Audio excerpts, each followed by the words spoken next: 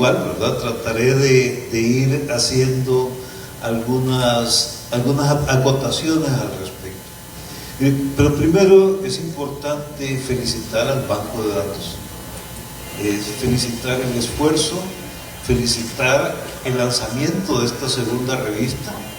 Creo que es un esfuerzo importante y es un esfuerzo necesario. La construcción de memoria es una necesidad en este país nuestro, donde día a día nos quieren obligar a olvidar, donde día a día critican justamente la buena memoria que tienen algunos y están favoreciendo el olvido y buscando el olvido para casi todo.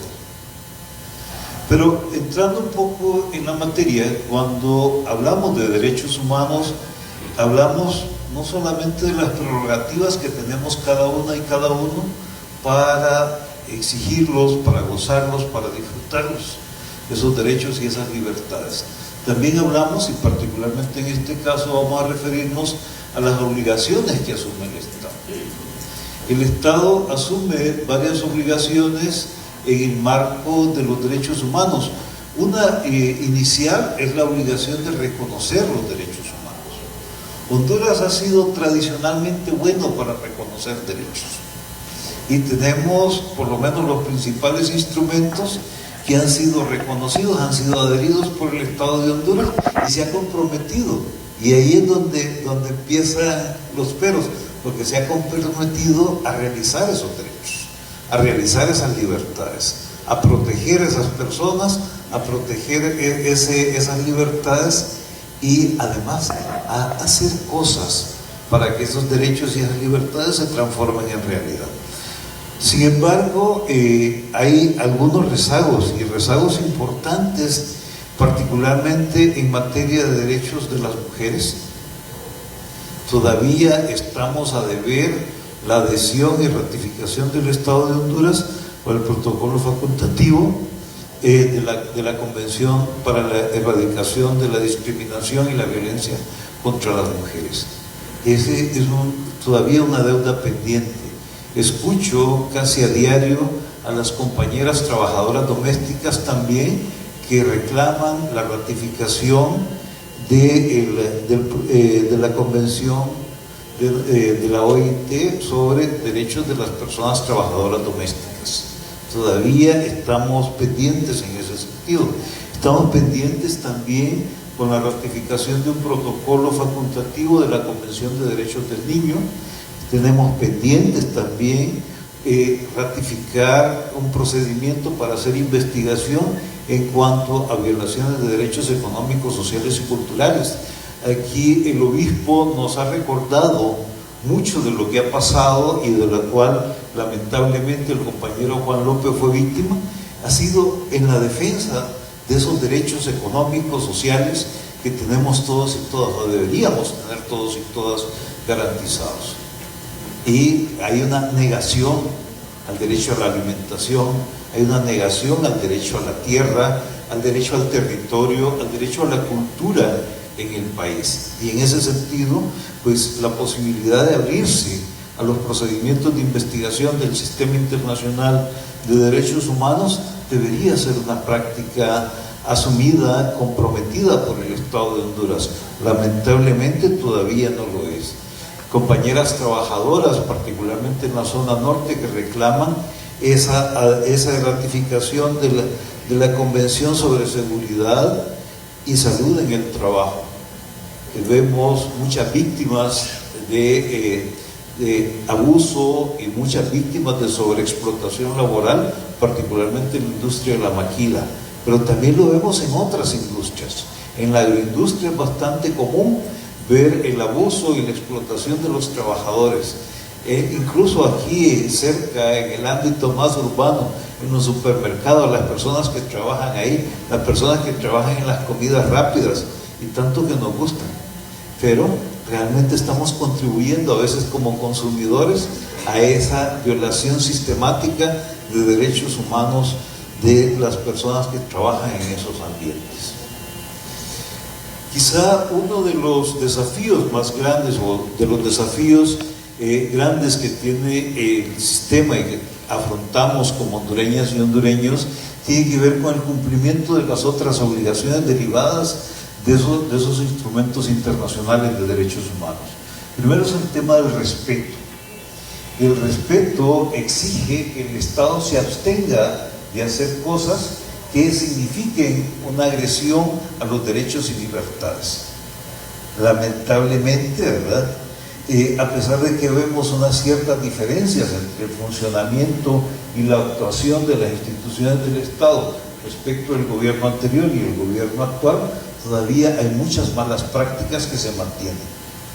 Y, por ejemplo, una mala práctica que estamos viendo y que justamente hoy la compañera denunciaba, tiene que ver con esa suspensión de derechos y garantías. Es inadmisible a estas alturas, después de 2 años y medio prácticamente, que se siga ratificando una suspensión de derechos y garantías cuando realmente no se han aplicado estrategias eficaces para el combate del crimen y la criminalidad. No hay. Lo que estamos es facilitándole el trabajo a la policía, facilitándole el trabajo a las Fuerzas Armadas. Pareciera que estamos en la metodología del pescador de red, en lugar del pescador de anzuelo. O sea, estamos tirándole al bulto, como dicen. Y al bulto a alguien le vamos a pegar. Lamentablemente, entre pegarle a alguien que es efectivamente responsable de la comisión de un delito, le estamos pegando a un montón de gente inocente. Y eso es inadmisible en una sociedad que se reconoce o se dice respetuosa de los derechos humanos. Esa suspensión de garantía debe ser algo que este gobierno debería eliminarlo ya de sus estrategias, de sus prácticas de prevención o de combate a la violencia y la criminalidad. También estamos viendo muchas actuaciones al margen de la ley, porque incluso en la suspensión de garantías hay unos procedimientos, unas prácticas que hay que cumplir, y aquí estamos viendo que no se cumplen, donde estamos viendo incluso casos de delitos que se están cometiendo por parte de esas autoridades policiales y militares en el ejercicio de sus funciones. A nadie lo han elegido para robar, a nadie lo han contratado en el ejército o en la policía para que abuse, para que maltrate, para que incluso llegue a cometer homicidio en contra de una persona por sospecha de delito. También vemos muchos casos, lamentablemente, de agresividad verbal, de intolerancia por parte de funcionarios públicos que se niegan a reconocer el hecho de exponerse al ser funcionario público es asumir la responsabilidad de ser criticado, de ser señalado por la comisión de faltas, por la comisión de abusos de cualquier tipo. Y hay unos procedimientos que también tendrían para defenderse frente a acusaciones malintencionadas. Pero en lugar de utilizar los procedimientos, hacemos uso de la granja de bots para hacer ataques frente a aquellos que disienten de nuestra forma de pensar. En ese sentido, necesitamos más responsabilidad del funcionariado público. La otra obligación que se deriva de esto y que tiene que ver mucho, lamentablemente, con el caso de Juan, tiene que ver con la obligación de proteger. La obligación de proteger exige acción, exige tomar medidas para evitar que terceros lesionen nuestros derechos. Y en el caso de Juan, en el caso de los compañeros del Comité para la Defensa de los Bienes Comunes, pero también en el caso de los otros compañeros defensores de la tierra, del territorio, de defensores de derechos humanos, significa adoptar medidas eficaces para evitar que esto ocurra. Lamentablemente no ocurre. Tenemos un mecanismo nacional de protección para defensores, defensoras, periodistas, comunicadores, operadores de justicia que funciona cojo. Y funciona cojo porque realmente al Estado no le interesan los derechos humanos. Si uno revisa histórico la asignación presupuestaria que tienen las instituciones de protección de derechos humanos, es el mínimo aceptable. A veces muy por debajo del mínimo aceptable. Instituciones como el Mecanismo Nacional de Prevención de Tortura, un presupuesto de 8, 9, 10, 14 millones, que es claramente para cumplir con sus mandatos. Un presupuesto del Mecanismo Nacional de Protección, que es de apenas 30 millones de lempiras. O sea, un poquito más de $1 millón para eso, para supuestamente brindar protección a defensores y defensoras en el país, a comunicadores y periodistas, cuando el 80%, de acuerdo a los mismos datos publicados por el mecanismo, se utilizan para proteger a 7 casos. ¿Qué pasa con el resto? ¿El resto somos menos defensores? ¿Somos menos comunicadores? ¿Somos menos periodistas? ¿Somos menos operadores de justicia? No, la ley dice que todos y todas somos iguales ante la ley. En ese sentido, necesitamos realmente apostarle por los derechos. Pero pareciera que no hay una apuesta por los derechos. Justo el día de ayer participaba en la presentación de una investigación sobre arraigo. Y decía que uno de los hallazgos de la investigación sostenía que la persona con más arraigo es aquella que tiene satisfechos sus derechos, particularmente sus derechos económicos, sociales y culturales, su derecho a la vivienda, su derecho a la salud, su derecho al trabajo, su derecho a la educación. Entonces, en ese sentido, el Estado, para favorecer el arraigo, para que nosotros y nosotras podamos permanecer en este país que queremos, deberían facilitar las condiciones para que podamos disfrutar de esos derechos, para que podamos gozar de esos derechos. Además, la protección no solamente radica en tener algunas instancias, tenemos un mecanismo de protección frente al desplazamiento forzado, pero el obispo nos planteaba las comunidades que son desplazadas en este país. Eso indica que estamos haciendo muy poco para proteger a las personas frente al desplazamiento que provocan las industrias extractivas, frente al desplazamiento que provocan la criminalidad organizada, frente al desplazamiento que provocan las mismas actitudes y aprobaciones y propuestas desde los funcionarios públicos. Necesitamos cambiar esa forma de actuar en el país.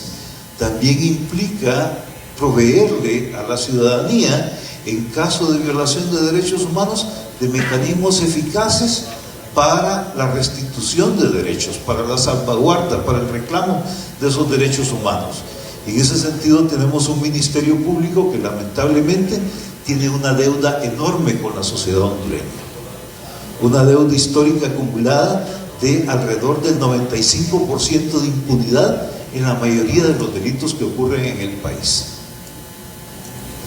Tenemos una deuda por parte de las instituciones dedicadas a la investigación criminal que no llega a presentar información suficiente para los casos. Tenemos este pendiente en el caso de Juan, que ha concitado tanta movilización, que ha concitado tanto reclamo, y todavía no tenemos siquiera la información del vaciado telefónico de las personas presuntamente participantes en el crimen de forma directa, y mucho menos todavía indicios suficientes para identificar y capturar a los responsables intelectuales de ese crimen. Entonces, todavía tenemos muchos elementos pendientes por ahí. Finalmente, la obligación de cumplir. La ley dice que todos, y las convenciones y las declaraciones dicen que todos tenemos derecho a la propiedad. Pero, ¿cuál es la ausencia de mecanismos para hacer realidad ese derecho? La ausencia de mecanismos de protección para evitar que ese derecho sea restringido, sea disminuido por parte de actores privados. Entonces, tenemos un desafío pendiente como sociedad hondureña, tenemos un desafío pendiente de hacer realidad los derechos humanos. Muchas gracias.